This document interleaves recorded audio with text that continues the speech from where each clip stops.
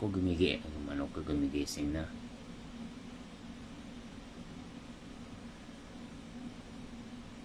Ano nangyari dito?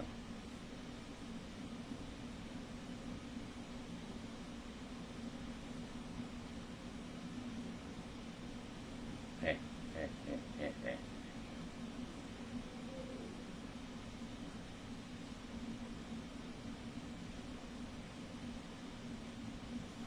Subukan natin ito. Wherever yun.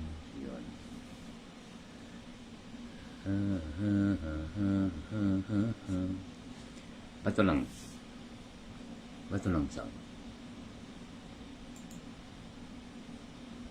Audio setting. Ayan dito. Oo nga. Asan ba di pa? Sa kwarto? Oo. Tapos ako dito sa may, maraming kainan. baka mapakita mo yung ulam natin. Huwag, ayaw ni Ate Rona niyan.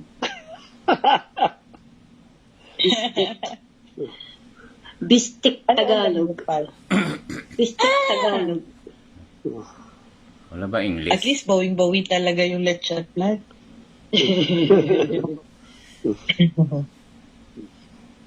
Tapos may nakita pa akong lecture plan kahapon. Tapos ako na nakita ko sa di talaga ito masarap. Saan? Dun sa nagpunta kasi kami ni Annalyn sa, dito sa dito sa Inasal sa Sulaymania. Kasi nagbenta silang lecture plan. 25 pa talaga, pass, 25. Tapos tinikman ko yung, tapos tinikman ko yung maha, sa maha, palang palpak na, ayoko na mag-risk sa 25. Sige, magbebenta na lang pala ako ng leche plan, 25 pala eh. Mahal pala yun, no? Isang tab. Pero dapat yung malaking tab sa'yo, pass, bibili ko. Oo, Wala na yung sige. dahil. Here I am. Sige, gagawa to. Magtitinda na ulit ako ha. Magagawa na ulit ako siomay, embutido, Tigilan mo na. longganisa, tosino. Dadagdagan ko ng leche plan, ng atsara. Huwag mo dagdagan Dagdagan mo ng pasensya ko. Para, Baka ito'y kayaman natin Mamuesto tayo sa batha. Sabi nga ni Paz, di ba? Na daw dapat siya, yayaman na daw siya doon sa chicharon. ayan Pero nalugi pa. Nalugi pa. Sa Tesla ako nagtinda. Napagod ka lang dun. Good evening Ito po pala, sa pinimigay ko na lang. mga nanonood ng live. Tama ka, dapat pala nilalagay ng harina yun. Para lumaki. Dito na nangyari? naman, bakit Naging nawawala payatot? itong nato? Hindi, puro kasi yun eh. Saan na to? Tinuro niya, siyempre lalabas ang taba nun. Pagka siya, naluto, kapraso lang, puro taba. Yun sa bata, nilalagyan ng harina, kaya hindi yun na ang lumulutong yung, Hindi naurong naalsa pa dahil may harina. Ay, hindi alam ni Paz yung technique. Peter. Hindi niya alam ang technique, ayoko talagang gawin kasi hindi nga healthy. Paano naman kasi si Paz, napaka-unfair. Paano yung labas ditong... Talang yung kain ng kain, tapos di naman siya lumalaki. Kami, kain kami ng kain. Kami kahit tubig. Ay, nawala. Awaan sa timbang. Diyos ko. Biglang, wala ka na kinain. Tubig na nga lang, dumagdag pa. Wala, si Bernard, ang daming kumain, ganun pa din yan eh. Diyan lang lumalaki dahil hindi na nagbabasketball. Sa dinami ng kinakain ni Paz, di nga, tinitingnan ko lang. Dami pang kanin. Labas ka na nalabas. Ano ba itong... Lahat Ako di na nga ako nagkanin ng ilang how many months na ako pinipigilan kung magkanin, di pa rin ako lumiit. Ay, naku. Pagpalay po na lang tayo, Tik. Ayan, wala. Tapos si Paz, kahit inupuan niya pa yung table. Kita ko yung sandok ng kanin, balik-balik, pabalik-balik.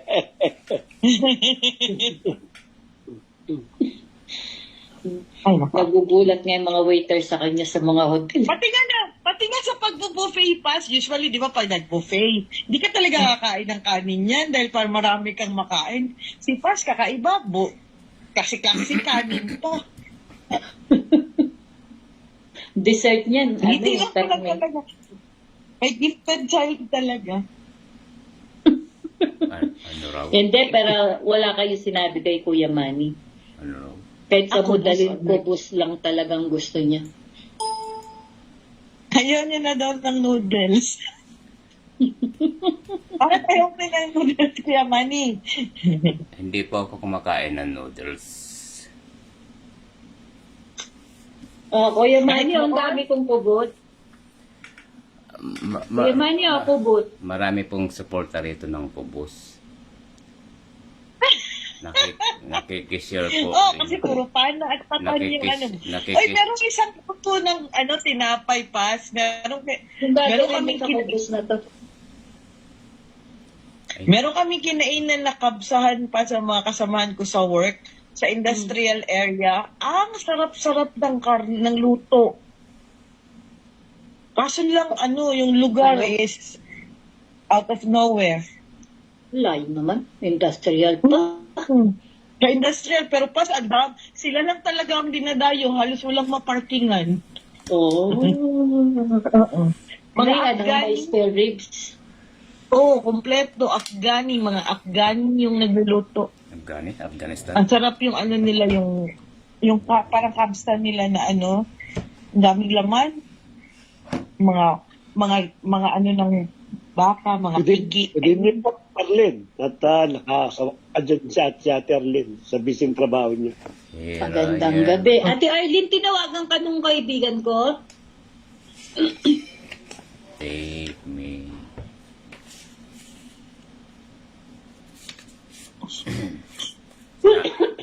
Salamat po sa mga prayer Hindi siya warriors. makapagsalita. Ang naka-duty yan. Hindi siya.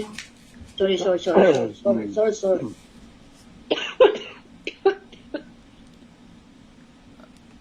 Nangyari. Nasaan na si Arnold? At si Kuya Edmar? Bagong lipat ka sila kayo. Ano, na gano'n ba yan?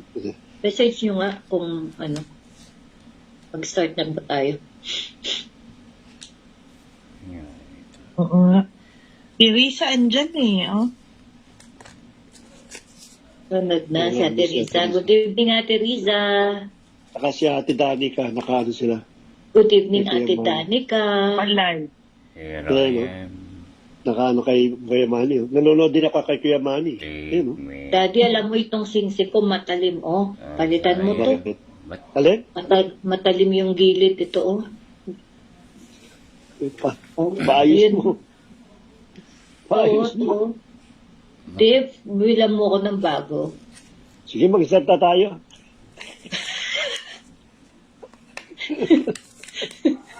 Maliit diamond eh. Baka saan pa mapunta yung usapan, Pass, no? Mag-start na. Baka madisgrasya pa ulit ako. sayang? Ano message nyo? Anong sabi sa messenger? Wala naman sinabi, magbibiling yun. O mag-start na tayo. O sige, Sige. 5 minutes more. Sige. Mga kapatid, sa kabilang ibayo, pag po may mga question kayo, i-post nyo lang, tapos titingnan ko na lang mamaya po, ha? Sa live ni Kuya Manny.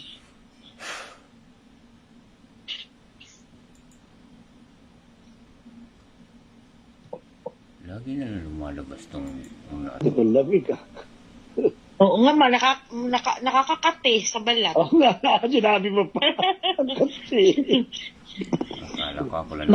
Magkumot kayo. Tamo ako nakakumot. Ako, Para Nakakalaog yung basilin ko dito. Para kung ano dito, unyango. sobrang dry.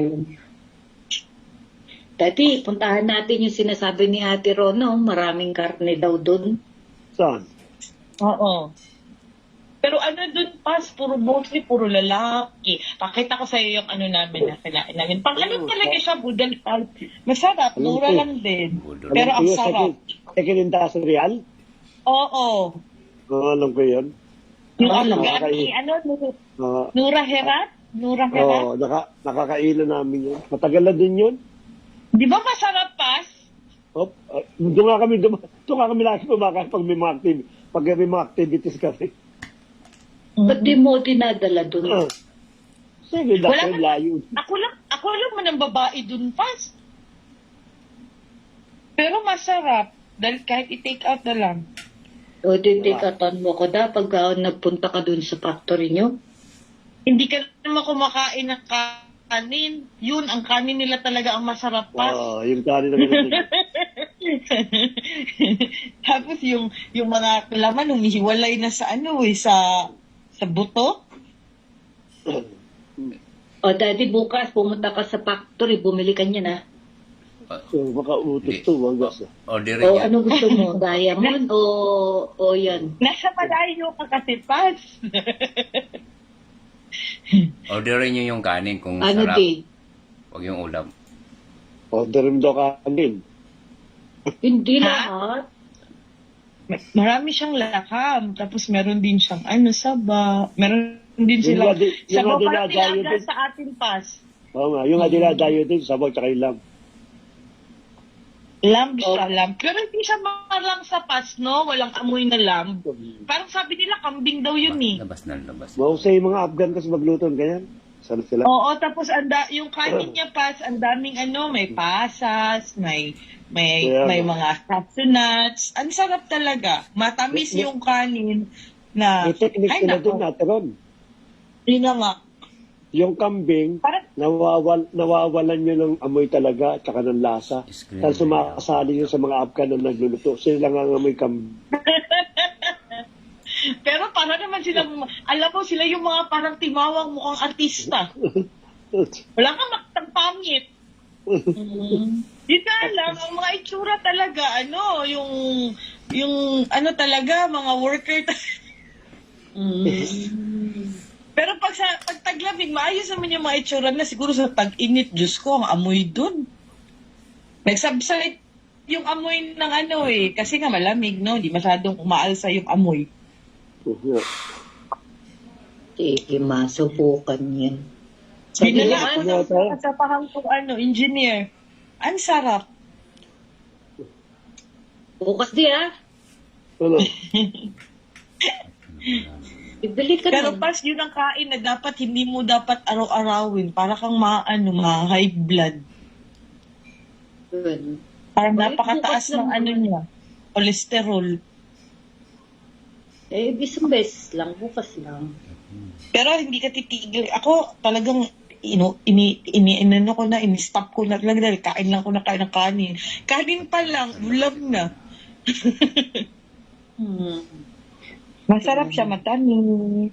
Na parang siyang pas, yung dry na paella, ganun, na puro karne. Wow, sige.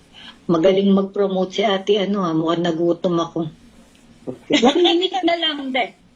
1 minute, sige. May oras ka pala, just. 1 minute, 1 minute, 1 minute. 1 minute. Yepuch. So.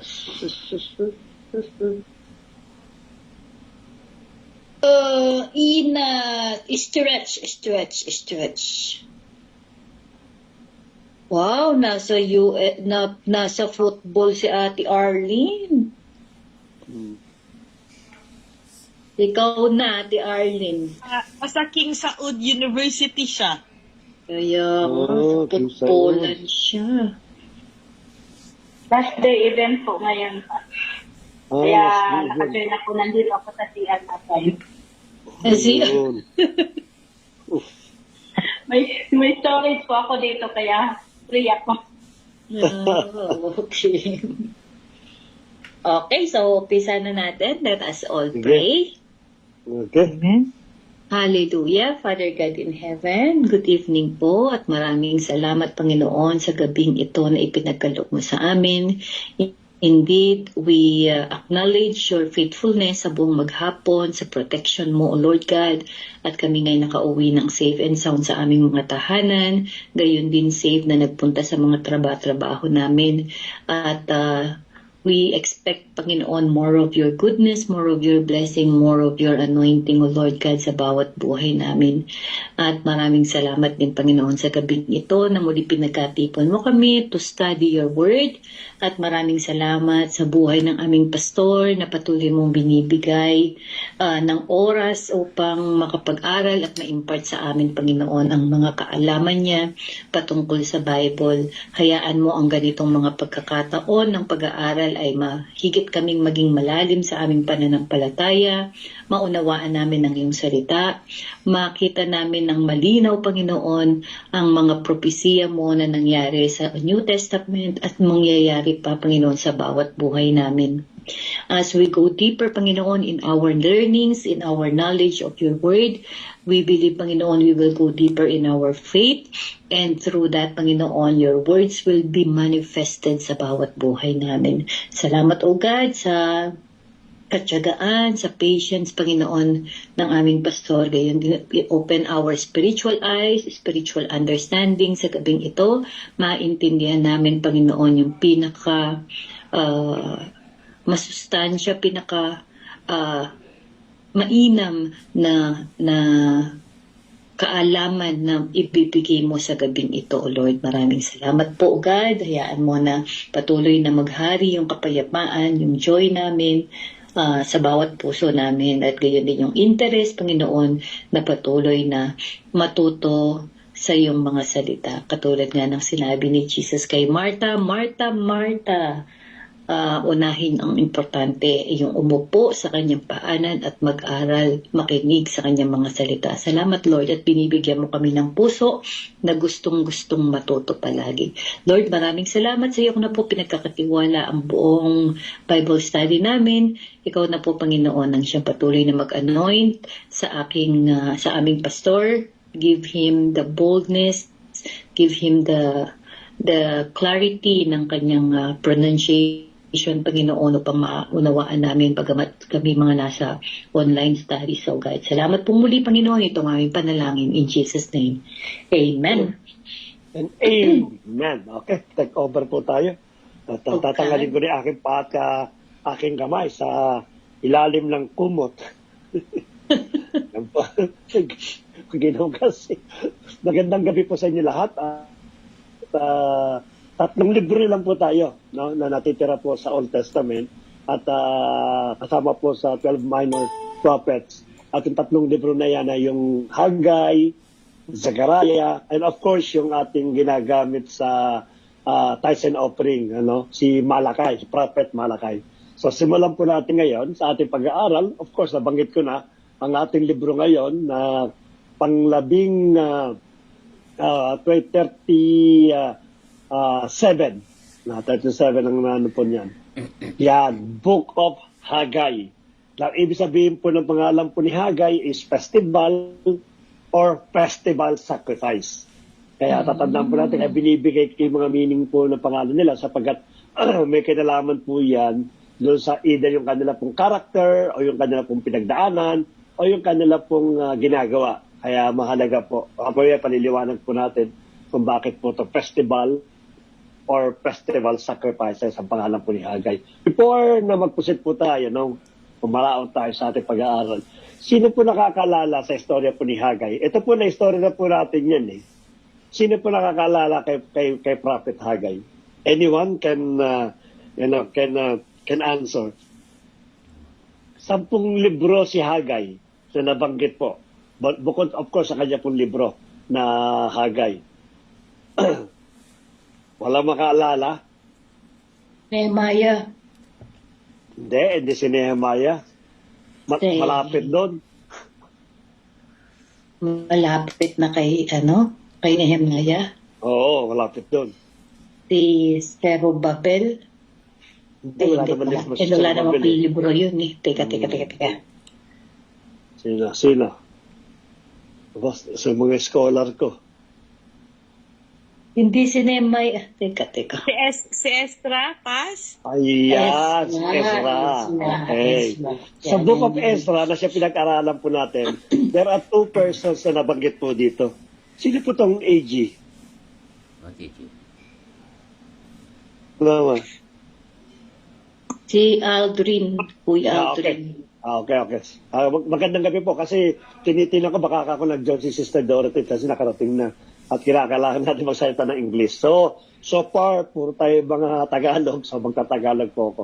So si Hagay po at kasama si Zerubbabel, nabanggit po yan, yun yung pinag-aralan natin sa Book of Ezra. Hindi naman si Ezra yung pinag-aralan po natin, but the main character po ng Book of Ezra ay si Hagay at si Zerubbabel. Natatandaan po ninyo na sa panahon po ng Persia, no? Pagkatapos po ng pagdipit po ng Persia sa Babylon, yung pong unang wave ng pagbalik po sa kanila pong lugar, dalawa po yung prominent, actually tatlo po yung prominent dyan eh. Ang una-una si Hagay, pangalawa po si Zerubbabel, magkakasabay yan, at si Joshua. Sometimes they call it Joshua, yung kanila pong priest. Yan po nagsibalikan po yan, papunta po sa kanila pong bayan, sa Judah, sapagkat si Hagay po galing po ng Judah. Yan ang pinakaano po dyan. So, nabanggit na po natin ito. And during that time, let me give you a brief summary ng ating po na pag-usapan. Si Hagay po ang nakatasan ng Diyos na magtayo ulit ng temple, rebuilding of temple. Una-una po, si Zerubbabel, siya po ang nakatasan ng Diyos to rebuild the Israel. Yung po basta mismo ng Israel, including Judah, para i-rebuild po yun. Ngayon, since magkakasabay po sila dumating, ang trabaho naman po ni Hagay is to rebuild yung pong temple. Kasi sa isang propeta. At si Zerubbabel po, isa pong parang politician, parang lineage po ng mga hari. Kaya siya yung natasan mag-rebuild ulit ng Israel. At si Hagay po, siya po yung rebuilding of the temple. At si Joshua po, siya po yung priest na siya na siya po magtatrabaho po doon. But unfortunately, no, base doon sa Ezra, sa Book of Ezra, na yung pong pagkatapos po na i-rebuild ni Hagay yung templo, kasama na po si Zerubbabel at si Joshua. At the end po, ang sabi po doon sa conclusion po natin, hindi nananahan ang Diyos po doon. No? God rejected the temple that was rebuilt by Prophet Hagay, si Zerubbabel na bilang governor at isang yung kanila pong priest na si Joshua. At ang sabi natin doon, no, ito because of the sins ng bansang Israel. No, yun ang pinakaparang naging parang ating naging reason kung bakit hindi na po tinanggap ng Diyos yung pong templo na nirebuild po nila. Ito po yung templo po ni Solomon po ito, ni Haring Solomon, sa tinayo po niya, na nawasak po during the second conquer po ng Babylon.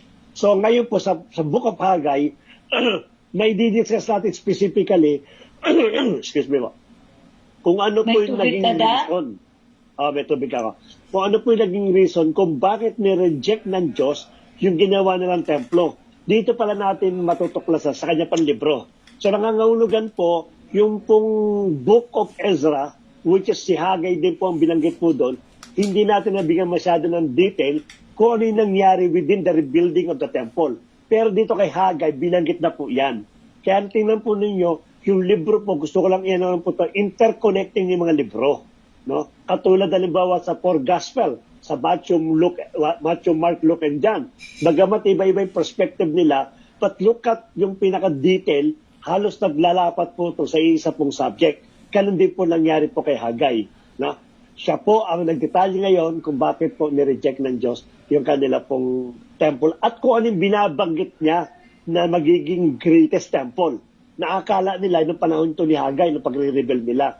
Pero ito pala ay prophetic sa incoming Messiah. No, na hindi po nila natuklasan po o hindi nila nalaman nung araw po na yun. So let us proceed kay Haggai po. Sino po ba si Prophet Haggai? Haggai was a Hebrew prophet during the building of the second temple in Jerusalem. Again, yung temple po dito is the temple of Solomon, yung ginawa po ni Solomon. And one of the 12 minor prophets in the Hebrew Bible and the author of the book of Haggai. Maliwanag po, siya po ang author po ng Haggai, the book of Haggai. Bakit po? Sapagkat specifically minention po yan, right, distinct, sinabi po doon, sapagkat siya po nagsulat ng libro na ito.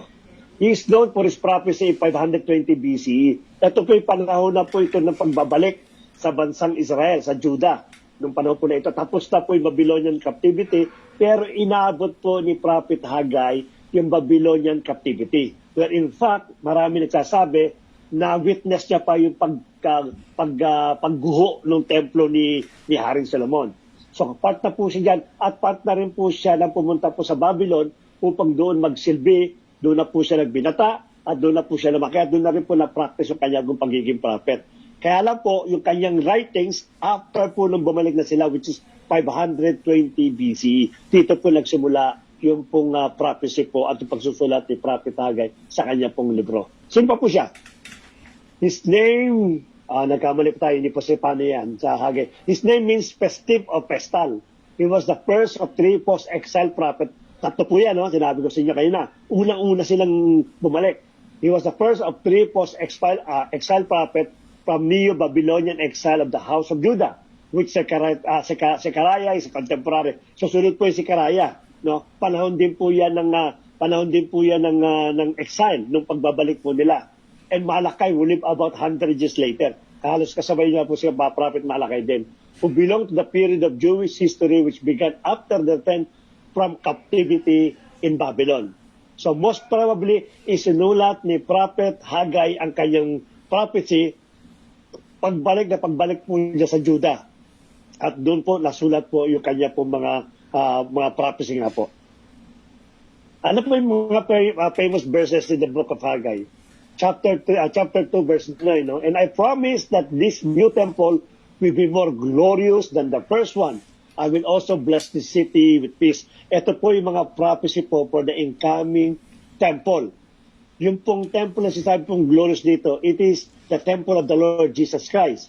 No? Ito po, hindi po ito nangyari sa panahon po ni Prophet Haggai. Naakala nila, etong prophecy ito, it will happen during the time po ni Haggai, which is sa Haggai chapter 2, verse 9. Ano pa po? Sa Haggai chapter 1, verse 9, you expected much, but received only a little. And when you brought it home, I made that little disappear.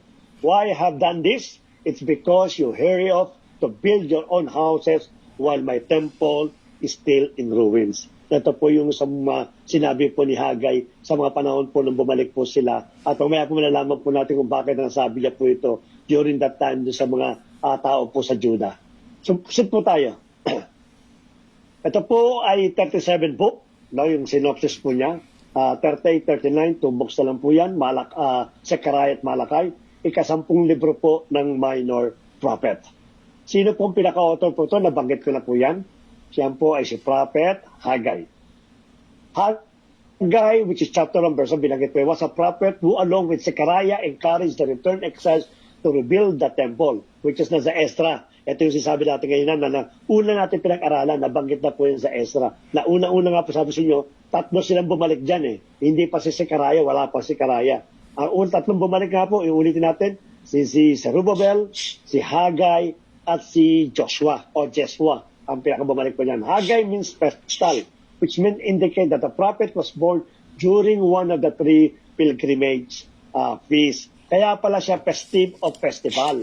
Maaaring yung kanyang kapanganakan during unleavened bread, Pentecost or weeks, o yung pong the day of the weeks, and tabernacles, yung pong celebration na yan. Maaaring sa mga celebration na yan, ipinanganak po si Prophet Haggai, kaya ang kanya pong pangalan ay festival. Based on chapter 2, verse 3, Haggai may have witnessed the destruction of Solomon's temple. If so, he must have been in his 70s during his ministry. Yan sinasabi ko nga po sa inyo. Maaaring na witness po niya yung pagbaksak po o pagwasak ng Babylonian doon po sa temple po ni Haring Solomon. Ano po pinaka-main theme po nito?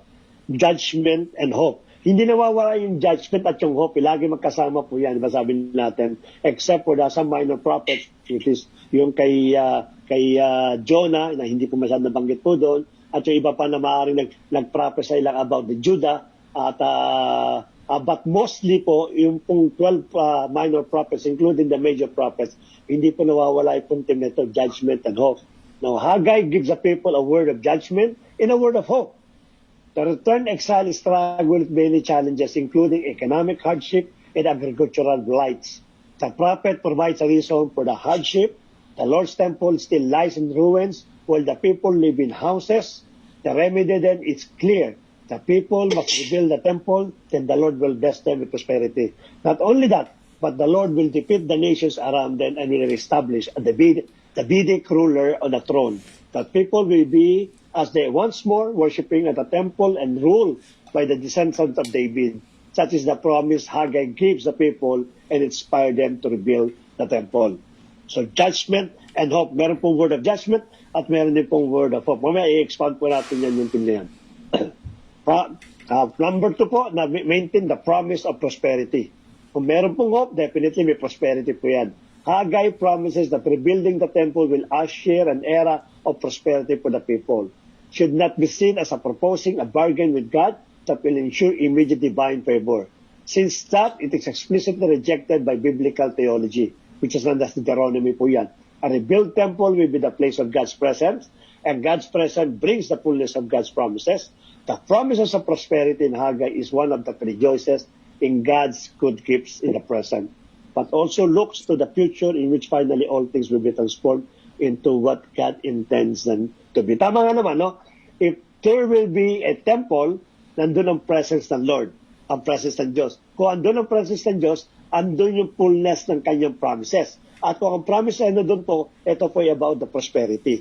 Kaya po, nung pong si Haggai po bumalik po, the main priority po niya is to rebuild the temple. Sapagkat alam niya kung anong prinsipyo po ng templo during that time. Alam niya kung ano ang magagawa ng templo sa baksak na Israel during that time.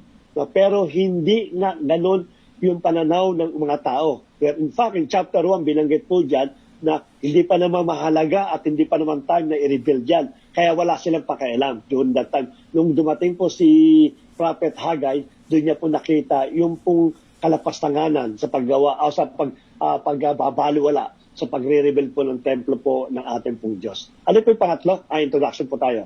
While Haggai is one of the smaller prophetic books in the Bible, it is crucially important in the overall story of the Hebrew Bible. For centuries, the Hebrew prophets have been accusing Israel of breaking their covenant with God through idolatry and injustice. They warned that God would send the great empire of Babylon to take out Jerusalem, destroy the temple, and hold the people off into exile. And this is what happened in the year 587 BC. Nasa 2 Kings po yan. Yan yung reference po yan. But it wasn't the end of the story.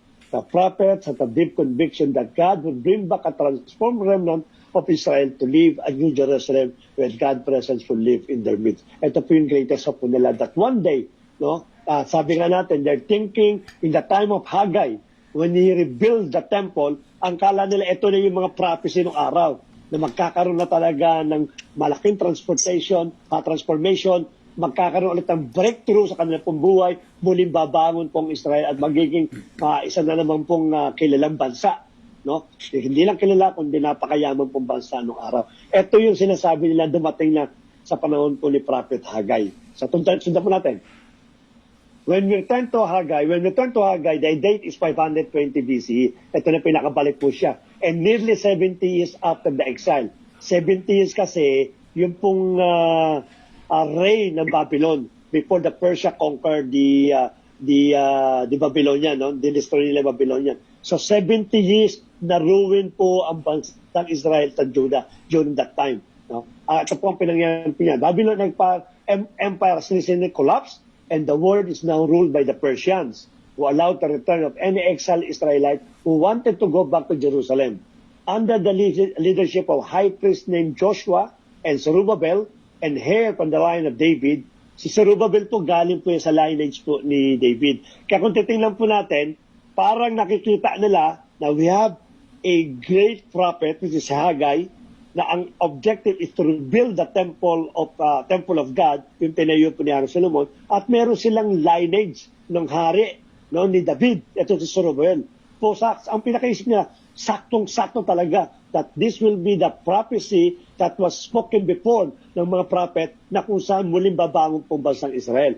Ito po, mga nagdatingan po yan. A group of exiled returned and began to rebuild the city and their lives, which is nasa Esdras. So you can imagine that the people's hopes are high and the future seems bright because all these people na meron pong kinalaman sa prophecy. No?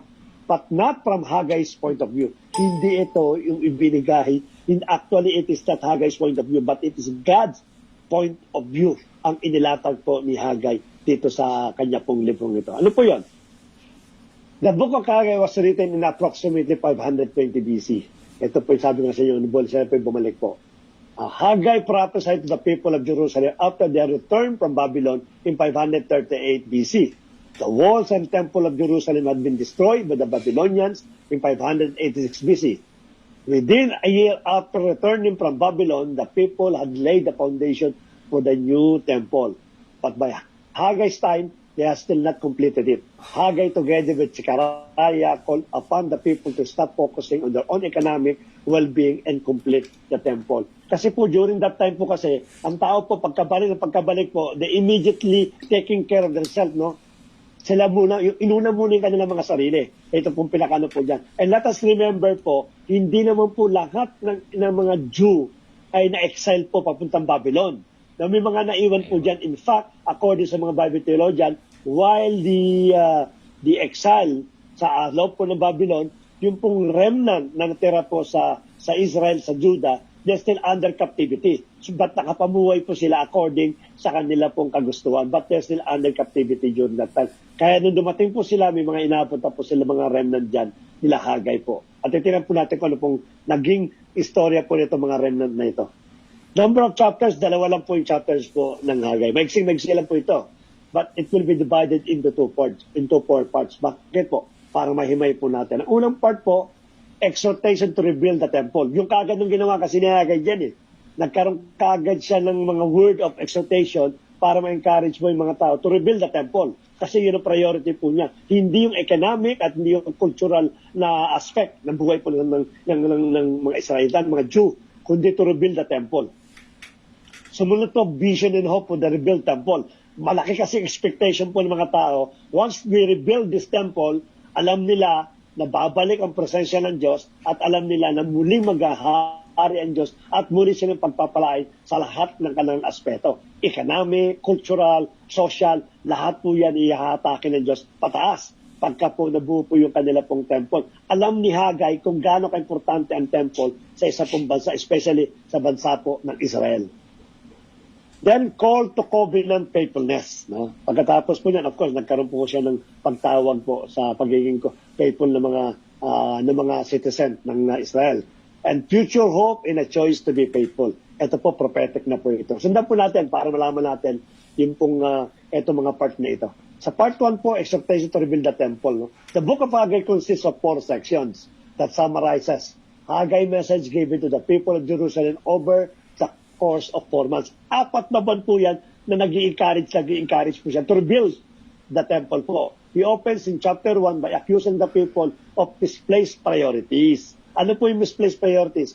Sure, they come back to Jerusalem, but they're spending all their time and resources rebuilding their own fancy houses while the temple still lies in ruins from its destructions nearly 70 years ago. Haggai asks, are your own houses really more important than your allegiance to God? Ito din sa Haggai chapter 1 verse 4. Kasi po nung dumating po si Haggai, eto mga taong ito, kasama na yung mga inabutan po nila ron, ang priority talaga nila is to rebuild their own houses. In fact, ang sabi po dyan sa chapter 1, kung babasahin po natin, napaka-splendor ng mga bahay na ginawa nila. Napaka-elegante, napaka-ganda, at talaga naman pong pagkamalang super mayaman talaga. Nung nakita po ni Haggai ito, nung bumalik po siya, nakita niya naka-establish na yung mga taong nandoon at yung mga established na yung mga taong dumating at nagtayuan sila ng mga bahay. Pero nakita niya po 70 years. No, may mga naiwan pong Jew, wala man lang nagmalasakit na i-rebuild yung temple po ng ating pong Panginoon. 70 years na nakadapa po ito. Yung wala man lang mag-isip o concern na muling itayo yung bahay po ng ating pong Panginoon. Why? Because during that time, iba na kasi yung priority ng tao eh. Hindi na yung presence ng Lord. No, in fact, sa mga nagdaan po pag-aaral po natin, lang lagi sinasabi po nila, our God is still with us o pinabayaan na tayo ng ating Diyos sa pagkataranasan natin yung mga itong bagay. So malayo na yung kanilang paniniwala that the moment that they rebuild the temple of God, muling babalik sila sa kanilang kinaya sa dating sitwasyon, yung dating status nila. So nawala na po yun, kaya immediately yung mga personal na interest at personal agenda ang naghari po at naiwan po yung temple ng ating Panginoon, which is question nga po yan ni Hagay doon sa mga taong inabutan po niya. Mas importante ba ang sarili yung bahay kaysa sa bahay ng ating Panginoon? Yun po yung kanya po na nadatnan. Sundan po natin. This neglect is tantamount to the covenant rebellion of their ancestors. This is why the land is unproductive and they struck with famine and drought. They are repeating the folly of their forefathers, which is why Haggai echoes the list of covenant curses from Deuteronomy chapter 28 to 22 to 40. Inulit siya ni Haggai, nirepeat niya. Kaya kayo merong curse hanggang sa oras na ito na binanggit sa Deuteronomy chapter 28 verse 22 to 40 regarding do sa drought, regarding sa sumpa, sa curse, sa lupa, sapagkat lupa po kasi at cattle ang ang pinaka-main trabaho po o pinaka-main business ng mga Hudyo noong araw. Kaya sinumpa po ito sa Deuteronomy at yun po ang nararanasan nila nung dumating po si Haggai. Sabi nila nagtatanim sila, kumakain sila pero hindi sila nabubusog. Meron kayong tubig pero hindi nasatatos pa yung inyong pong inumin. Nangangahulugan lamang na yung lahat na tinatamasan ninyo, it will not suffice yung pinaka-meat ng bawat sa po sa atin. Why? Because until now, you don't know what is really the key para masatisfied po tayo, which is the rebuilding of the temple. Yun ang inanap po ni Haggai. Haggai words are followed by a story about the people's response similar to Ezra chapter 5 verse 1-2. We're told that Zerubbabel, Joshua, and the remnant of Israel were provoked by Haggai's message and were motivated to start rebuilding the temple. No? Ganito po nangyari, no? Kasi po, during that time, when Zerubbabel is trying to rebuild the city, malalim na kasi yung sugat, no? Malalim na kasi yung pagkakasadlak ng Israel. So, it's very difficult for them na magkaroon po ng unity, magkaroon po ng strength in number ang Israel para po mabuild yung kanila pong, yung pakay po ni Haggai. But because of the message, the encouragement of Prophet Haggai kay Zerubbabel, kasi siya po parang politician, siya ang governor ng Judah. Na-encourage po siya at yung ibang remnant ng Israel, which is maaaring naiwan doon o maaaring kasama na galing sa Babylon, nagkaroon po sila ng encouragement sa mga message at motivation po na binitawan po ni Prophet Haggai. Tingnan po ninyo kung ano po nangyari after po ng motivation. Vision of hope of the rebuilt temple. In the second section, Haggai follows up 1 month later and addresses a problem of shattered expectation among the people. The temple they are rebuilding is unimpressive. Nabuild na po lang pero it is unimpressive. It's nothing compared to the glory of the temple Solomon built some 500 years earlier. As you can imagine, morale was pretty low for finishing the project. Haggai reminds the people of the great prophetic promises of the future kingdom of God and His temple. Ano pong istorya po nito when they finish everything? Sapagkat may binanggit po si Prophet Haggai na ang sabi niya, yung daw bang handog na karne, no? At dinala mo sa temple at nahaluan ng tinapay, nahaluan ng oil, o nahaluan ng ibang pagkain. Ito bang handog na ito ay nagiging marumi sa harap ng Diyos? Tinanong niya sa isang priest. Ang sabi po ng priest, hindi siya nagiging marumi. Tama ka. Kung ang may hawak ng karne, somehow, no, nadikit siya doon sa may patay, o nadikit yung karne sa may patay, yung patay na, o maaring humawak siya ng patay at hinawakan niya yung karne. Yung bang karne ay magiging ang tawag doon, hindi katanggap-tanggap. Na sabihin, ano ba siya, ma-spoil. Ang sabi ng priest, yes, tama ka dyan. Ngayon, ninambing niya, ito ngayon ang nangyayari sa Israel at sa Judah. Because of the hands of the people na nagdip sa maraming kasalanan, siya ring kamay ang ginamit sa pagre-rebuild ng temple po ng ating Panginoon. So, in Ezra, we don't know exactly what's the meaning, what is the reason why God rejected the temple of Haggai. No? Nung tinayo po na yung nirebuild nilang temple, hindi natin alam. No? During the Ezra, alam natin ng kasalanan ng tao. No? Pero dito pala, yun ang sinabi niya. Kaya pala hindi tinanggap ng Diyos, yung lahat ng gumawa doon sa templo ay meron ng karumihan sa kamay. They've been part of the sins, they've been part of the rebellion, they've been part ng kanilang mga ginagawang kasalanan, kaya may bayad silang kasalanan. And they are not worthy to rebuild the temple of God. At unfortunately, hindi alam to ni Haggai, pero kinausap ng Diyos si Haggai at sinabi to sa tao. Yun ang sinabi po niya. Yung bang narumihan na karne na dumapo sa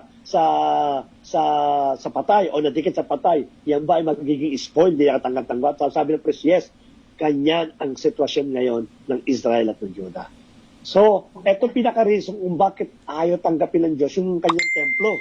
No, pero kung tutusin po ninyo, ang sabi niya sa chapter 1 ng ating Diyos, sabi niya, rebuild my house, then I will bless you and I will remove your curse. Ang sabi po ng ating pong Panginoon.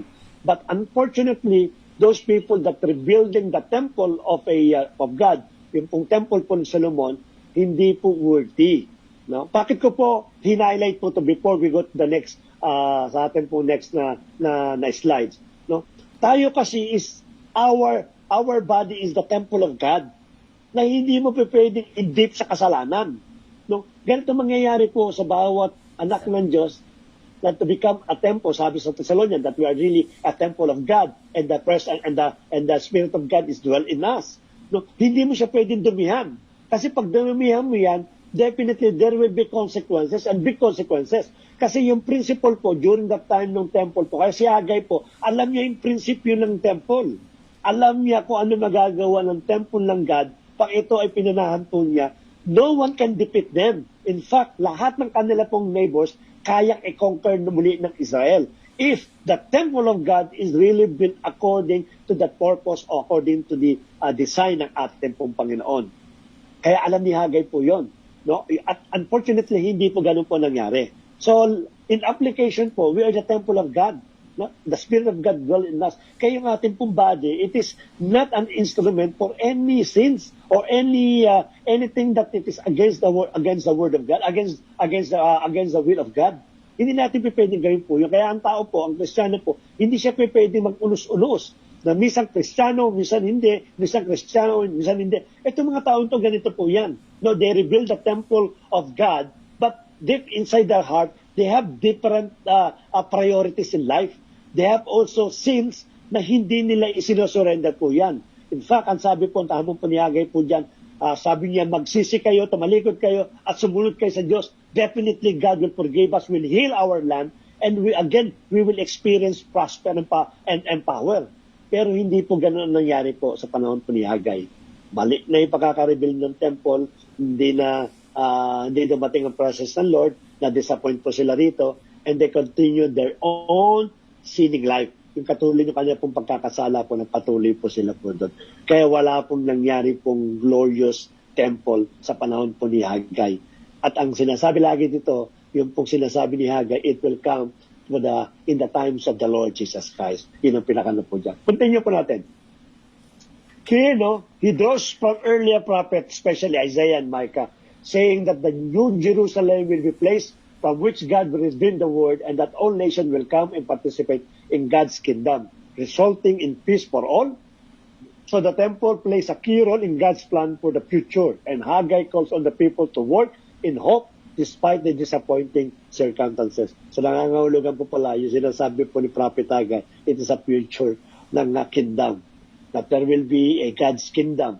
Ang kakaroon po talaga mo ng God's kingdom in the year of millennial, sa panahon ng ating Panginoon Kristo, when the Lord Jesus Christ will descend from heaven for the second time, no? Kasama po niya yung New Jerusalem, new earth and new kingdom. At yung kingdom na yon ang naghahari po doon ng ating pong Panginoon.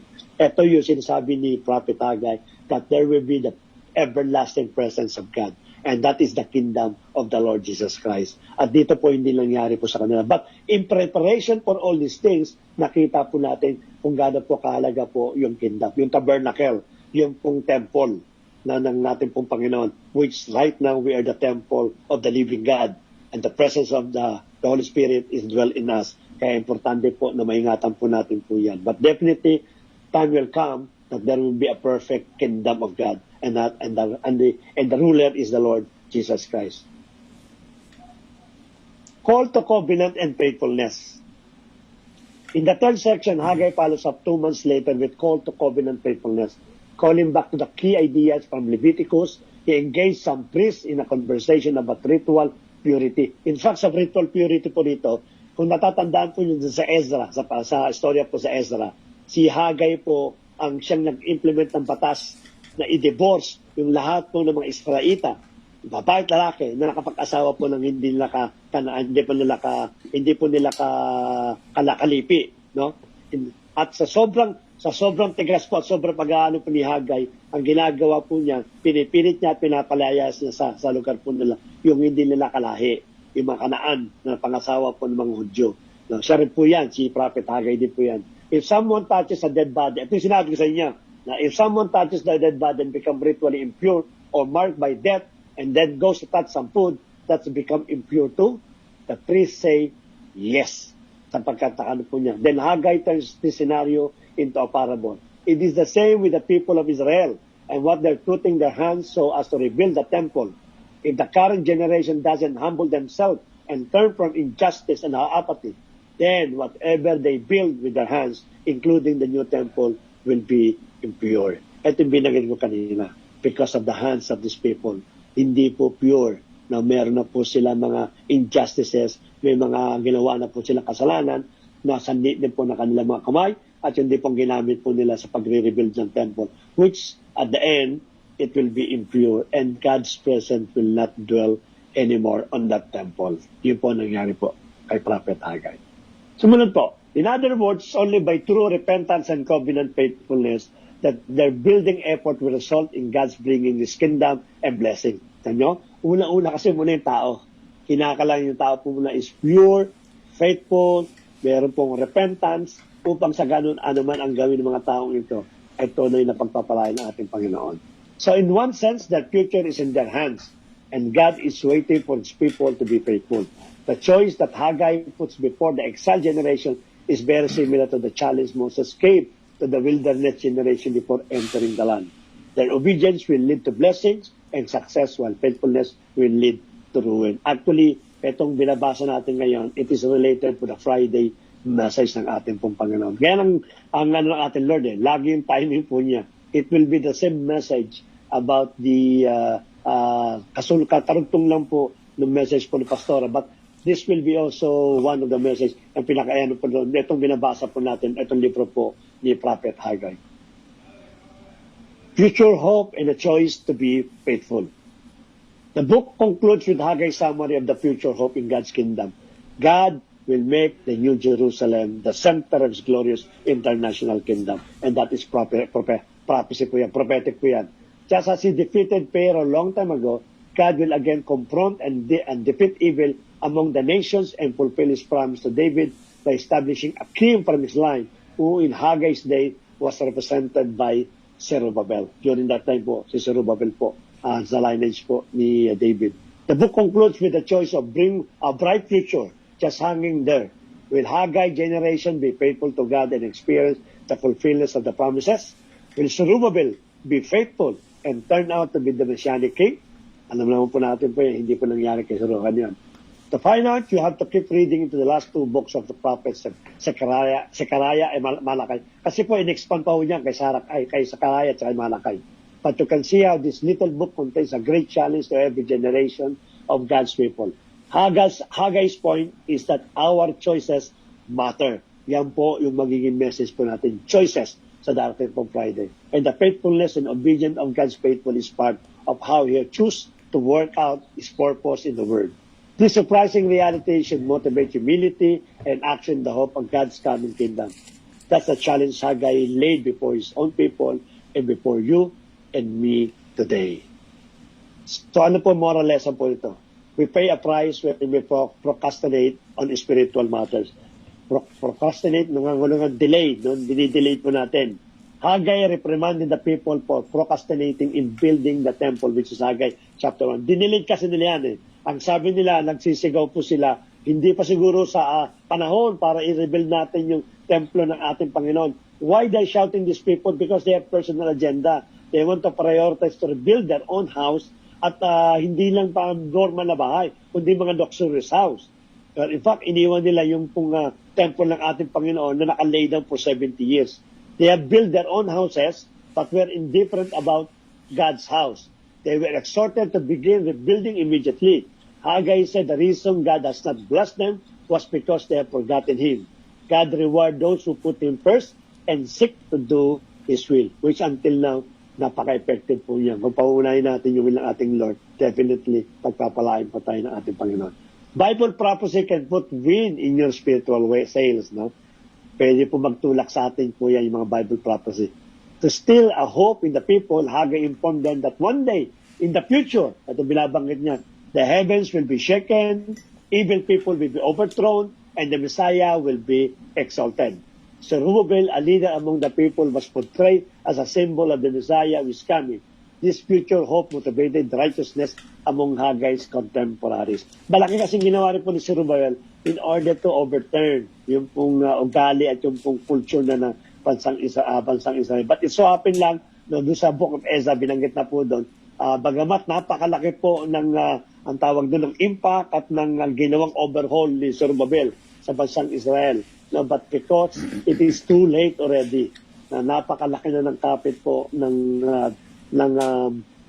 maling paniniwala nila na nakuha nila sa kanila po mga napangasawang hindi naman talaga Hudyo. Nahaluan na. No, hindi na po umubra po Zerubbabel. Hindi niya inabot yung total na pagbabago po ng bansang Israel. The same is true of God's people today. Exhort believers to renounce ungodliness and worldly passions and to live self-control, upright and godly lives in the present age, waiting for our blessed hope, the appearing of the glory of our great God and Savior Jesus Christ. The prophetic picture gives hope to those living in the present. Tama. No, those prophecy really motivate us, steering up yung ating pong pananampalataya. Sometimes, pagka po yung nanlulumo na po tayo, minsan sinusumpong na po tayo nung pong ating pong pagka-inis at pagkapikon at the same time, yung pangwawala na po ng tiyaga. Sometimes we have to think na yung namang mararanasan kong hirap ngayon, hindi mo pwedeng i-equate doon sa mararanasan kong kaligayahan once I go to the heaven. Once the Lord Jesus Christ will come and kukuha niya kanya pong church o pamapangsawang po niya. Ito po yung mga prophecy that sometimes you have to think time to time sapagkat nakapagbigay po ito ng encouragement sa bawat sa atin. Especially when everything seems not good, is not right, yung prophecy po. Katulad ng ginawa po ni Prophet Haggai na encourage po yung mga tao because of the prophecy. It is good to review your priorities from time to time. Dito po, mali yung priority nila. Haggai reminded the people that while they busied themselves with their own houses, the house of God, the temple, was lying in ruins. The people care more about themselves than they care for God. This showed that the priorities were out of balance. Haggai put the people back on track, keeping God and His temple the top priority.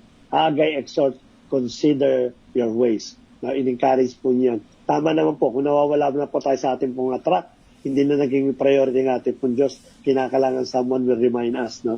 Someone will teach us o maaaring hindi lang tayo turuan, kundi i-rebuke din po tayo upang mabalik po tayo sa ating pong yung track natin na sa Panginoon. Katulad ng mga taong itong na talaga namang malayo na yung kanilang priority, hindi na talaga ang Diyos na nagbigay sa kanila ng lupa, ang Diyos na nagbigay sa kanila ng kasaganahan, ang Diyos na nagbigay sa kanila ng mga mabuting bagay at ang bansa na kanila pong na-experience, yung bansa na kanila pong naranasan.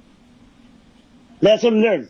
Let us consider our ways and make every effort to keep our priorities straight on a daily basis. Dapat po lagi ang priority. Kaya ang priority dapat natin, Lord, ano ang gusto mong gawin ko, ay accomplish ko sa umagang ito, sapagkat yun ang akin pong priority.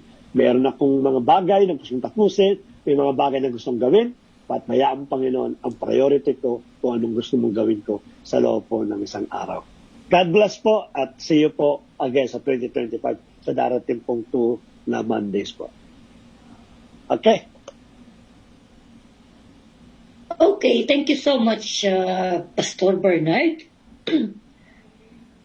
Napaka-timely. Merong nagme-message sa akin. Kung kilala mo dati si Pastor Satish David. Oh, yeah, the Indian.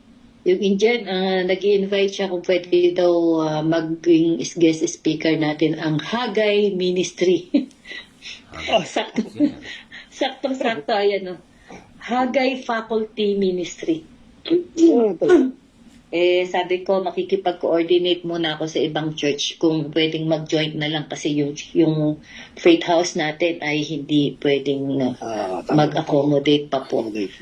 So anyway, napaka-timing at napangiti nga ako nung pagkabasa ko, Hagay din ang title ng ano pangalan nila.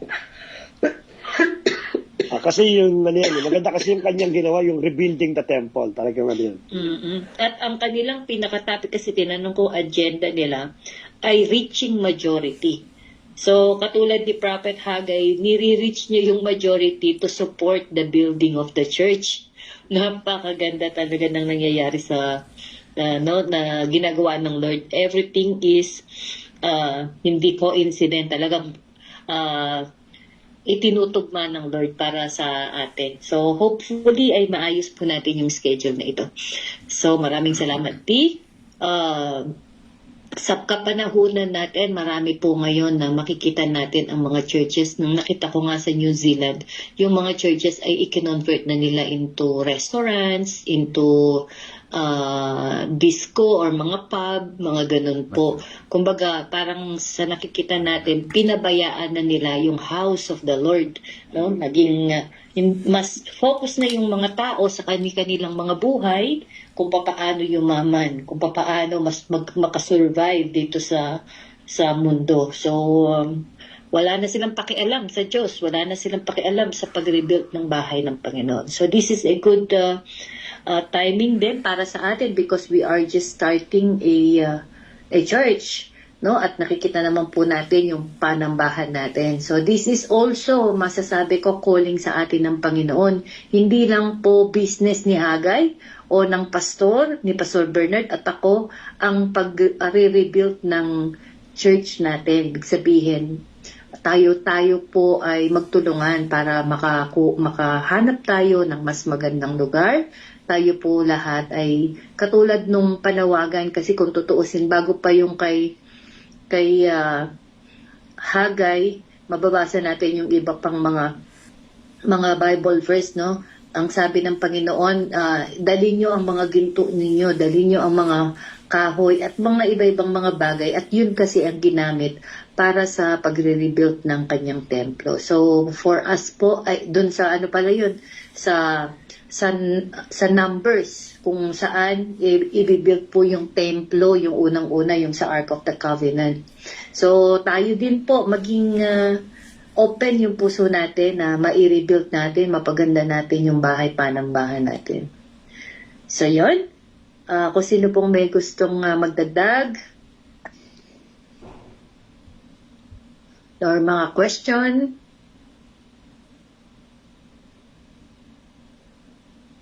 yung mga gustong tumulong sa pag-rebuild ng ating panambahan, ng templo ng Panginoon, mag-comment po kayo dyan. At masyado po kayo mga tahimik. Okay, so kasi malinaw naman kasi nung yung topic natin. Ako may Sige question. ikaw, baka may question ka. Okay. Sige, may question ako. Okay. Since na pinag-uusapan natin yung rebuilding of the temple, would like to know sa bawat isa yung kanilang mga idea, yung mga knowledge nila. What is the difference between the temple and the church?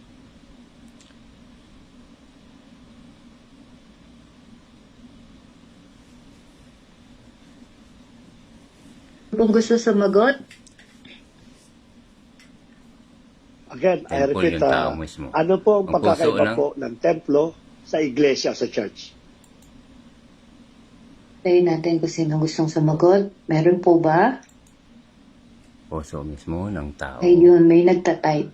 Ba din, yung church, Sige. ito yung isang congregation.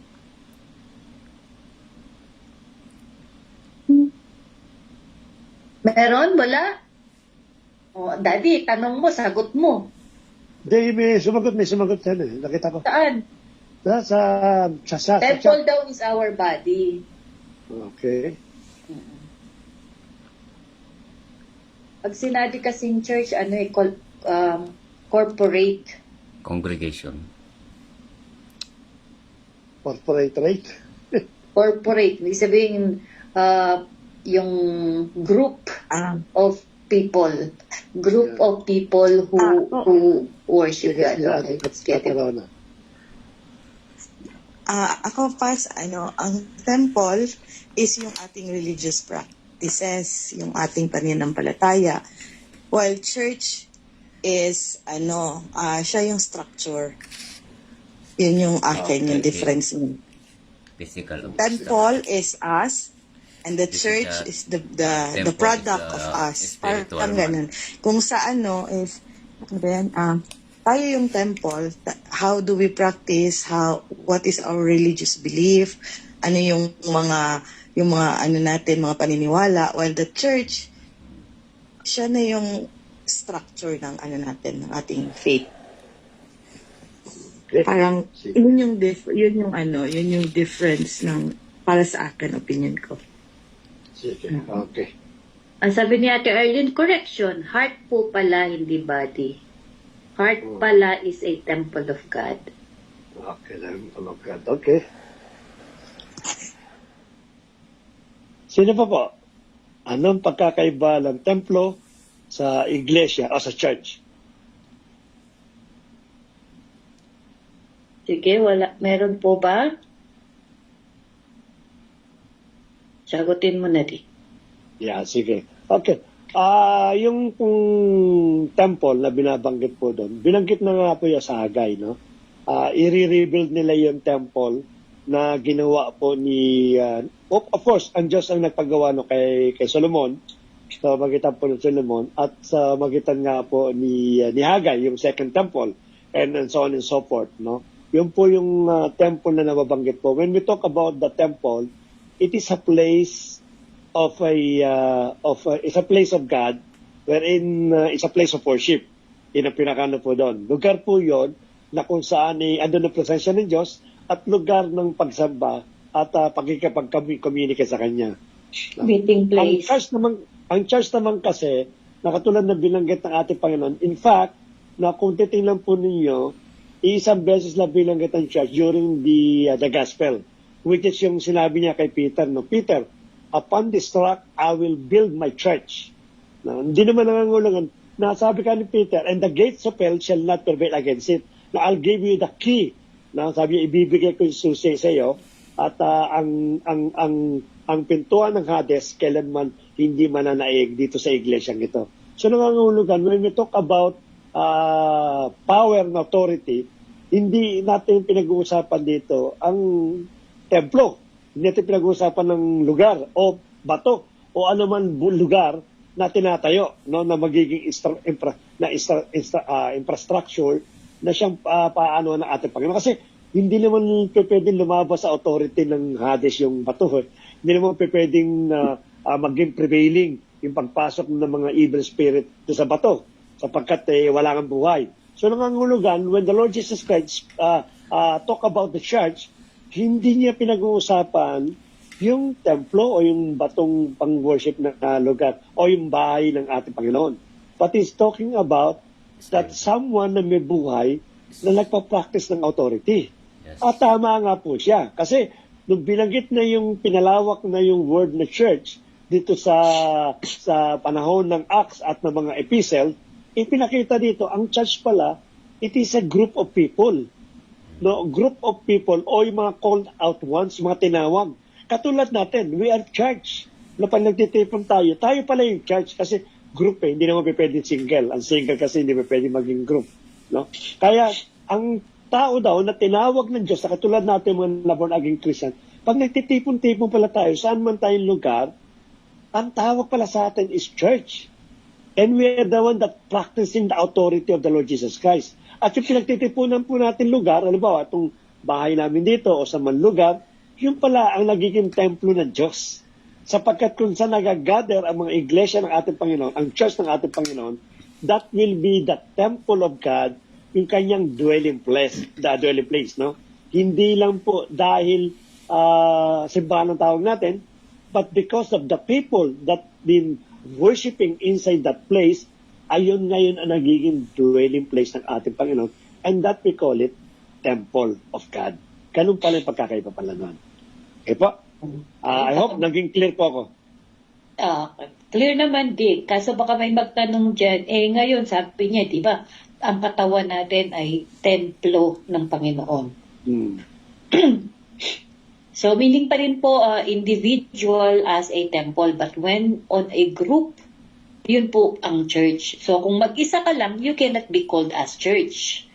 Kailangan po group tayo para matawag tayo na church. Kaya hindi po uubra yung sinasabi ng iba, nananalangin naman ako. Diba? Nagkakaroon naman ako ng Bible reading, meron naman akong devotion sa Lord, and so on and so forth. It's still, hindi ka nag-join sa mga group of mananampalataya, you cannot be called as church. Church, Okay? So, para malinaw po tayo, yung pong temple, it is, katulad ng tinuro po natin last Friday, it is a meeting place, dwelling place, yung reside or residence or kung saan nagre-reside yung banal na spirito. So, yung katawan natin, we have the Holy Spirit, so it is a temple. But it doesn't mean na nandiyan ang Holy Spirit, you are a church without the group of mananampalataya na kasama po natin. Kaya napaka daming mga utos sa Bible na yung utos niya, number 1, do not forsake yung fellowship. The assembly of one another. The assembly of, yan, hindi po daw natin dapat i-forsake at may sabi pa sa di ba? Pagka mag-gather kayo, one should bring song, one ay prophecy, one ay speaking in tongues, one is ganito, ganyan. Yun po, kailangan bawat isa merong dala kasi it is a composition ng body of church or ng church kasi we are body, meron tayong iba-ibang function. Po? Amen po ba doon? Amen. Amen. Okay, so kung malinaw, meron ka pa second question there? Wala. Okay, wala na po bang may tanong? Sige, baka Ako may tanong. Sige po. Okay. Based dito sa natin sa aralan natin ngayon about kay Haggai and about the church. Kasi yung temple nga is yung practices at saka yung dwelling. So since the salvation is individual, why is it so important na magkaroon ng assembly? Bakit binibigyan masyado ng importance sa Bible ang pag-gather, ang katulad ng pag-fellowship and everything. But on the contrary, ang sinasabi naman, salvation is individual. Okay. So paano po natin yun Sige, baka meron po gustong sumagot sa ibang mga audience. Open po ang ating window.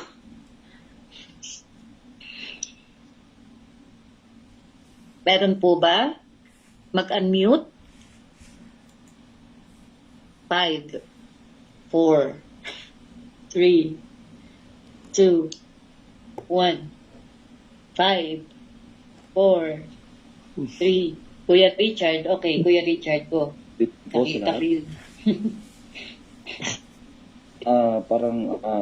Thank you po sa naka-join ako, first of all. Welcome po. Yung kay Ate Rona, individual po yung salvation, sabi niya. So, bakit kailangan natin magbuto ng church? Kasi yung pagpunta natin ng church, yun yung mayroon kasing worship, nag-worship tayo, much better na pinakikinggan tayo ng Panginoon Kung isa hanggang 2 hanggang 3 tayo nag-worship. So, individual salvation. So, karugtong din siya dun sa, para sa akin, parang karugtong siya dun sa tawag nito, sa church, and then the temple. So, the temple, para sa akin, the temple, our body is the temple of the Holy Spirit. And then, kasi parang nagdarasal tayo na mag-isa lang, parang hindi siya worth it, parang mas maganda kung mas marami. Di ba po, Pas? Parang ganun. Okay. Okay. Thank you Salamat po. po, Kuya Richard. Salamat po. Meron pa po ba? Meron pa? May sasagot pa po? Okay. Tama po yun. Ang salvation ay personal, no? Individual. Bakit kailangan po natin ng fellowship? Kasi ang purpose po ng fellowship is for us to be edified. No, nagpapalakasan tayo. Yung pong mga tinuturo natin, ang unang-unang sinisilo ng kaaway ay yung mag-isa lang. Kasi sabi nga, 2 is better than 1. Parang yung the walis ting-ting, kapag marami siya, mas matibay siya at useful siya. Pag mag-isa siya, madali siyang maputol at wala siyang silbi. No? So katulad din po ng pagiging Kristiyano natin, we are saved at tayo ay kailangang maging matatag sa ating pananampalataya sa pamamagitan nga po ng fellowship. Kapag yung testimony, nakakarinig ka ng testimony ng mga kapatiran, na-edify ka, napapalakas mo yung sarili, nagpapalakasan kayo. Tapos may sinabi po sa verse na yung sa work out your salvation, Daddy. Anong version? Philippians chapter 2 verse 12. Ang sabi doon, na work out your salvation. Hindi po ibig sabihin nito na pagtrabahuan mo yung salvation mo. Ibig sabihin, yung salvation mo, ipakita mo na ikaw ay ligtas sa pamamagitan ng iyong mga gawa. Papaano mong ipapakita yung pananampalataya mo kung mag-isa ka lang? Ang purpose ng pagkaligtas mo is for you to be useful dun sa gawain ng Panginoon. Kaya kailangan mo doon ka sa fellowship para makapag-serve ka sa ibang mga kapatiran, makapag-serve ka din sa ibang mga, katulad ng evangelism, ganyan. Yun po yung purpose natin. Kaya po may fellowship tayo. Okay na, dagdagan mo? Opo, dagdagan ko.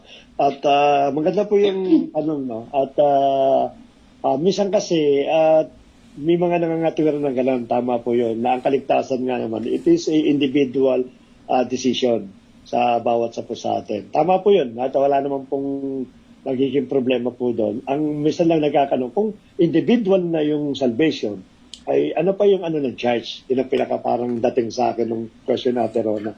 Actually po, uulitin ko binanggit po doon sa gospel, no? Na ang sabi ng ating Panginoon na, Peter, upon this rock, I will build my church. Sabi niya, and I'll give you the key and the gates of hell shall not prevail against it. Ako naniniwala po kung iglesia po kahit kailan hindi pwedeng durugin ng kaway. It will not prevail any demon spirit against the Church of God.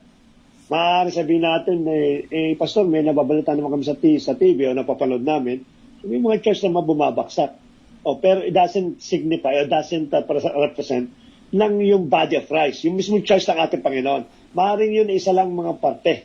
No? But when we talk about the church, it is the body of Christ. The universal church, as sinasabi po natin dito. At yung universal church na tinayo ng ating Panginoon, which is His body, walang sino man ang pwedeng tumalo po doon. Walang sino man ang pwedeng mapabaksak. Walang sino man ang pwedeng pong burahin yung kanya pong body. Kaya it will always be prevail in any circumstances. Hindi katulad po ng templo, katulad po natin, no, there is a tendency na mag-iba po yung templo. There's a tendency na yung templo po magkaroon po ng crack. Na alam naman po na sa ating po mga buhay po yan. May mga kapatiran tayo na minsan din na nakikita. It's so sad to know na natangay ng problema, natangay ng solusyon ng ibang tao, and so on and so forth. Kaya kung titingnan po natin yung pong templo, pwede pong bumagsak. No? And this is the reason why the Lord Jesus Christ established the church.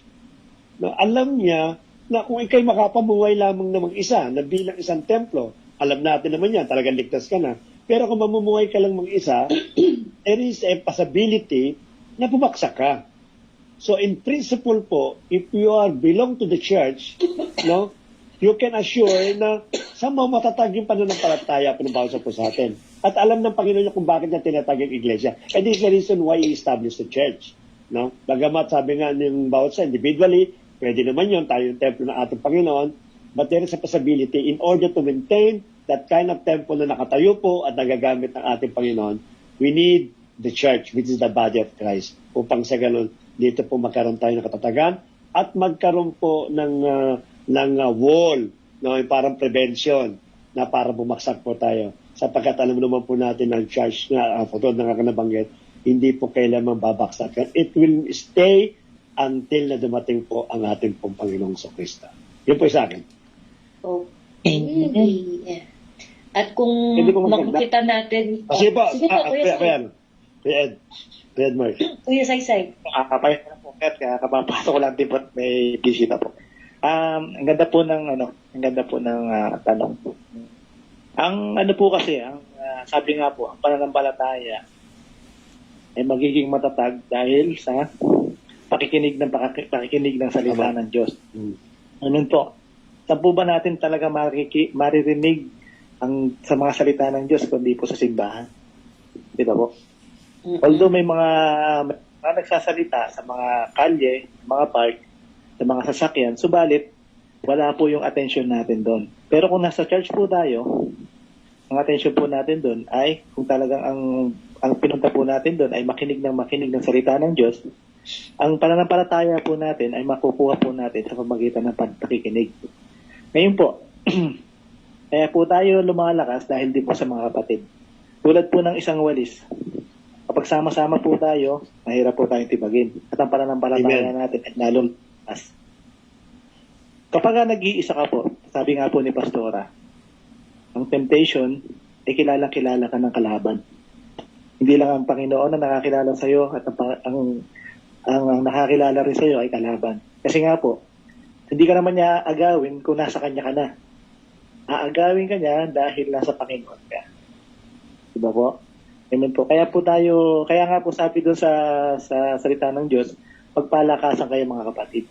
Kaya nga po sabi niya doon sa Matthew 18:19-20, humayo kayo at ipalaganap yung salita ng Diyos. Ibig sabihin po nun, lahat po tayo may karapatan at magsama-sama upang i-share ang salita ng Panginoon. Yun po yung sa akin. Salamat po sa Panginoon. Okay. Salamat po. Salamat po. Dagdag po natin, tayo po, yung pong church is also called as the body of Christ.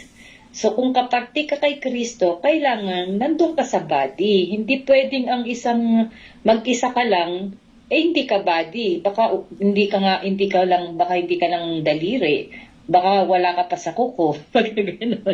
No? So, we must be part of the body. Kaya po, merong tayong pagtitipon. Basahin ko po yung sagot ni Kuya Jeff. Sabi niya, magandang makadalo sa church kasi gaganahan kang mag-serve sa Lord. Lalo kung may mga kapatiran na nanghihina ang spiritual at makapakikinig sa testimony ng ibang kapatiran kung gaano kabuti ang Diyos sa buhay nila. Maraming salamat, Kuya Jeff. Sabi naman po ni Ate Riza, church-based po sa mabuting paliwanag ni Pastor. Malaki ang impluensya, mabuting tulong at hanggat naririto po ang Holy Spirit, hindi po hihinto na ang individual akayin para sa kaligtasan ng bawat kaluluwa. Ayun, maraming salamat sa participation po dyan sa live ni Kuya Manny. At saka, meron pa po sinabi dito na though individual daw po ang salvation, pero kung ang bawat isa po ay may tago pa ring kasalanan, yun dapat, di ba? Kasi sabi nga, position yourself under the anointing. So, ang anointing is nandiyan sa mga messenger ng Lord sa pulpit. So, kung nandoon ang anointing, always be under the anointing para continue po, layer by layer, and ma-set free tayo, ma-break po yung mga strongholds na meron tayo. Amen. Maraming salamat mga kapatid. Napaka-interactive. Any question? Baka may question po kayo dyan, mga ate kuya, dyan sa live natin. May question pa po? Tingnan natin. Okay, wala naman po dito sa aking... Meron pa? Hindi, may question ka? Anything? Meron pa. Sige. Kailan magtatag-init? Pas, wag mo i-question yan, Pas, dahil enjoy pa natin konti. Sakit sa balat. Sakit sa balat eh. Sa Friday daw po, kapag daw po nagkakatipon ang mga kapatiran ay mainit. Mainit sa paglilingkod sa Lord.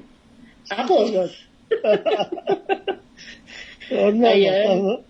Ayan, patuloy po tayong magpalakasan, patuloy po tayong mag-boost ng mga faith ng bawat isa para tayo pong lahat ay patuloy na makapaglingkod sa Lord. At may tanong po ako dito. Sino po kayang may pusong hagay sa gabing ito? Na nakikinig? Sino pong may pusong hagay na may malasakit sa pagtatayo ng iglesia ng Panginoon? Templo ng Panginoon. Ayan. Amen. Ako'y nabibless talaga kay Kuya Richard kasi nandoon yung gusto niya talagang makakita tayo ng mas malaking faith house. At yan din po ang panalangin namin ni Pastor Bernard. Alam ko po ng bawat isa. Tayo po magkaroon tayo ng pusong katulad ni Hagay. Na talagang ito yung ating magiging vision for 2025 na lumaki yung ating panambahan at lumaki yung yung number din natin at higit sa lahat, lumaki ang ating pananampalataya. Okay po? May tanong ka pa de? Wala na? Ganda ko na nga, may init eh. Mukhang mga walang tanong ngayon. So, adjourn? Adjourn, para na. Okay, kasi mga nilalamig yata. Ngayon, alam ko kaya ka nagtanong ng kung sinong may espiritu ni Hagay, magko-crossing prayer. Yun na nga din talaga dahil sumagot si Kuya Richard, mabilis siya sumagot, siyang magko-closing prayer. Teka, nagtatype pa si Ate Arlene, baka may habol pa siya. Amen. Teka lang po. Wala kasi si Ed, kaya wala masyadong tanong. Mayroon po ditong sumagot. Ito po, Pastora, ay hindi po ito kasama sa topic natin. Naitanong ko lang po bakit ang Katoliko po at nag-cross sign at tayo na Christian ay hindi natin ginagawa.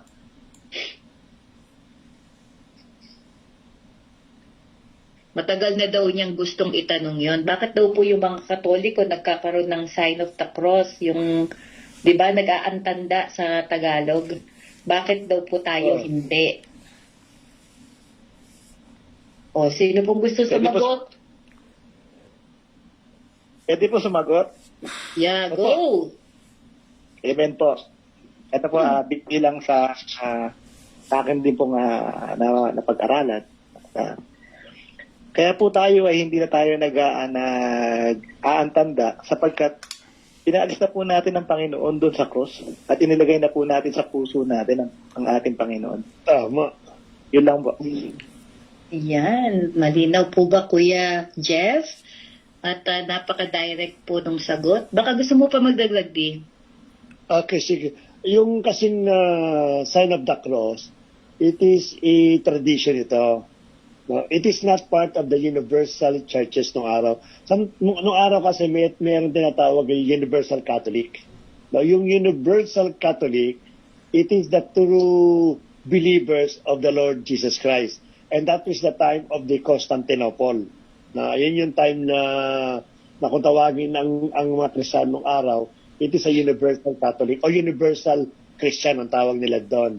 But because of the yung ginawang pananamantala ni Constantine na pinagalo niya ang Kristiyano at the same time pinagalo niya ang politika dahil meron siyang political agenda na gamit araw. Then he established a church.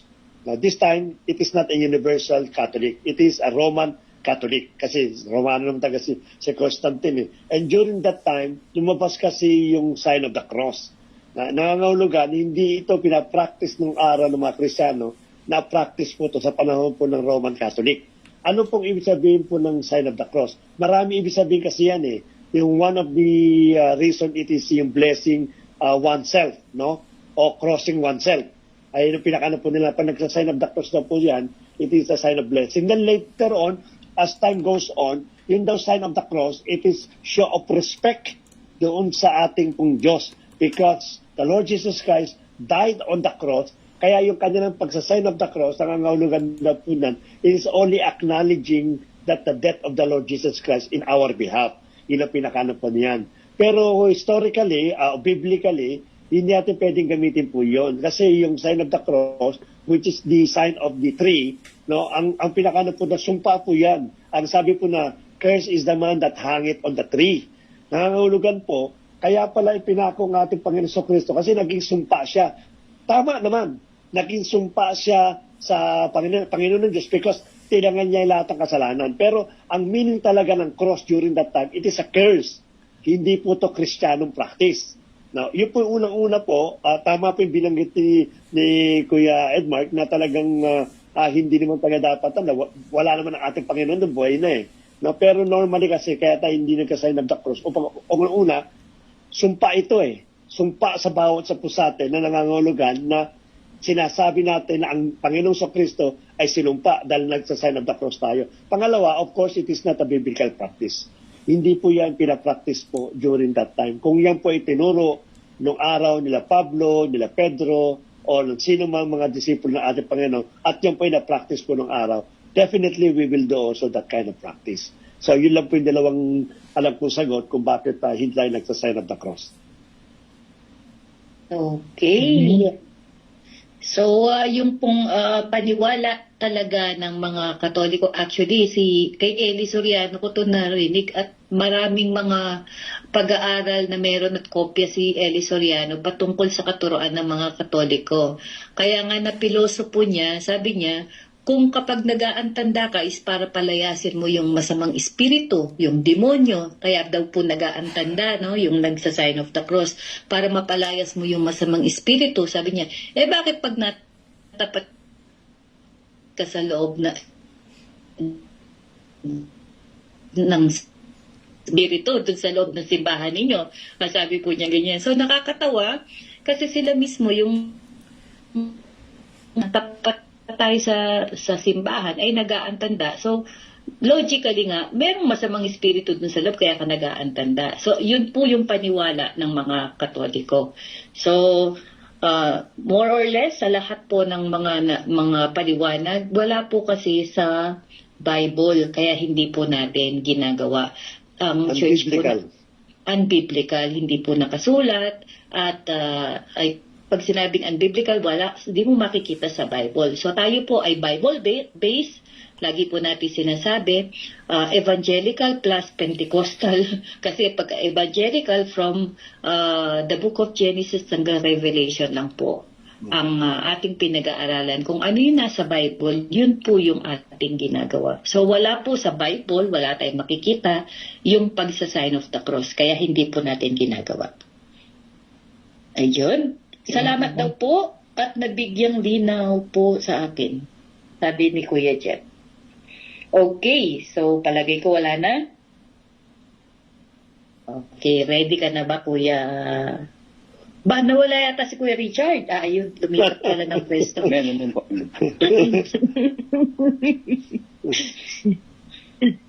Hindi po ako pwede mawala. Sarap po ng topic natin. Okay. Sige po.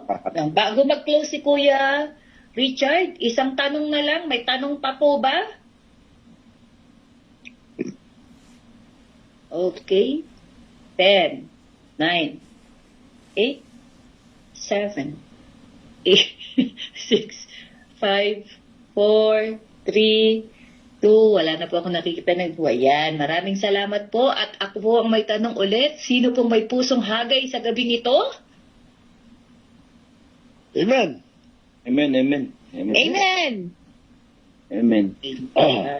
Sige po, makita po natin yan sa mga darating na araw sa pagbibuild po ng ating panambahan kung sino ang tunay na may pusong hagay. So sige, Kuya Richard, mag-pray na po tayo. Amen. Glory to God. Maraming salamat po sa pagkakataon ito. Ako po na-invite na mag-closing prayer at sa blessing. Maraming salamat po sa gabing ito sa aming pagtitipon. Panginoong Jesus, O God, ang lahat ay naka-join. At ang alam ko po, ang lahat ay nais na maka-join sa gabing ito. Ngunit mga busy, Panginoong Jesus, O God. Give us glory, O Lord. Pinupuri ka namin, Panginoong Jesus. Ang lahat ng katalinuhan ang aming natatamo ngayon, Panginoong Jesus, na nanggagaling sa iyo. Wala kami, Panginoon, kung wala kayo, Lord. Ang aming talino, ang aming pastor, ang aming mga pastora, ang mga kapatiran na nagnanais na maging hagay, Panginoon, yung pagpalain, Lord. Ang lahat ng mga karamdaman sa gabing ito, lalo na sa kapatiran at all Christians, Panginoon, yung pagalingin sa ngalan mo, Lord. Panginoon, maraming salamat sa katalinuhan na binibigay mo, Panginoon. Naway maging tuloy-tuloy ang Bible study na ito at pagpalain nyo, bigyan po palagi ng kalusugan ng mga tao nagkakayag ng banal na salita, Lord, tulad ng pastor, Panginoon. At maraming salamat sa nagnanais po na mapaganda, Panginoong Sus, ang aming bahay panambahan. Maging hagay ang bawat isa, Panginoong Sus, ang lahat ng bawat isa, ang kanilang mga pamilya at mga anak, Panginoon, pagpalain. Sa kaping ito, Lord, nagpapasalamat ako sa mga blessings. Unang-una po sa yung binibigay ng wisdom, guidance, O Lord, sa mga kapatiran, lalo na po sa transpo, kay Ate Rona, kay Pastor. Thank you, Lord. Thank you, Lord, sa mga tao nagbibigay din po, Panginoon, sa aming sa bahay panambahan. Maraming salamat sa iyo, Panginoong susugod. And we bless, O Lord, na makapakinig ng mga banal na salita, especially kay Pastor, O God. Maraming salamat po sa gabi ito. By your name, Jesus. Papasalamat kayo. In Jesus' name I pray. We pray. Amen. Amen. God bless po sa inyo lahat. Good night. Good night. Good night. Good night. Good night.